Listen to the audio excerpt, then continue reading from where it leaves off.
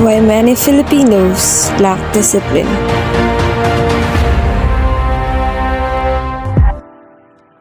Hello guys, we are the Group 4 and today we're going to talk about our group's advocacy for this video. But first, let us introduce ourselves. Hi, my name is Jeric. I'm Jai. I'm Jerlene Ann A. Tolentino, your coffee lover advocate. Let me ask you guys a question first. When we talk about an advocacy, what comes to your mind? Well, for me, it talks about being vocal about something for a good cause. Like if there's something wrong, we have to let the people become aware and try to give a suggestion. I agree with what Jair said. An example of an advocacy is about protecting your Mother Earth. We spread awareness about climate change, global warming, or even human rights. We tell people what we can and cannot do. That's right. But you know guys, we are so outspoken to the things we deem as wrong on the society. But how about the deeds we are unaware? How do we raise awareness about it? How can we change it? Yep, that's right. So for today's video, we're going to raise awareness about common misbehaviors we tend to do in public, a behavior that we thought is common but is actually not. Catcalling. So what is catcalling? When someone whistles, screams, or makes sexual comments to another person as they walk by, this is known as catcalling. And I know from a personal experience that getting catcalled is not a nice experience. Let me tell you guys the story. I was heading down the street when a group of boys, mostly teens, made comments that made me feel quite uneasy. And at that moment, I was dressed in a t-shirt and a jogging pants, and those guys makes me feel threatened and unsafe. So, regardless of gender, I would like to advise everyone to refrain from doing it. It might be just a joke for you, but to that person, it might be a problem. And it does not make you look cool. Also, for those individuals who have been catcalled or who have experienced the same thing as mine, it is not your fault and it has nothing to do with how you were dressed. They are the ones who have a problem with that. So please, Let's respect each other. next advocacy is the clean as you go practice to the public places or CLAGO. I think it is so common for the people to throw their trashes everywhere.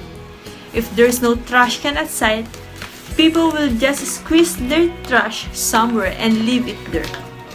So an example is the photo taken from our family trip. Look at how that garbages ruined the photo. So please, before we leave the public places that we have visited, we should keep in mind that we should put it back the way before we visited it. Clean up your mess, throw your garbage in a proper trash can. If there's no trash can, put it in your pocket and throw it when you get home, or put it in a plastic bag and look for trash bins along the way. This way, we can maintain the beauty of the place, and it is also a sign of respect for the people who will visit the place next time. Parking along the driveway is one of the huge misbehavior of many that can lead to disturbance of one's household for blocking their way. Aside from that, double parking portrays a huge role on causing traffic since it narrows our thoroughfare. So to prevent traffic and misunderstanding towards other people, we should practice and learn how to place or park our vehicles on the proper parking area. With that, less stress, less hassle. Next is the habit of drinking besides public places and streets. For years, this was seen as normal since we've been seeing this before. But this habit was far more dangerous than we thought, since this can lead to some problems due to intoxication of alcohol, especially in this age where a lot of crimes happens because of too much alcohol. And it's okay to drink, but with moderation and respect unto others. That's why we can change this by drinking inside our home, on our balcony, or garden.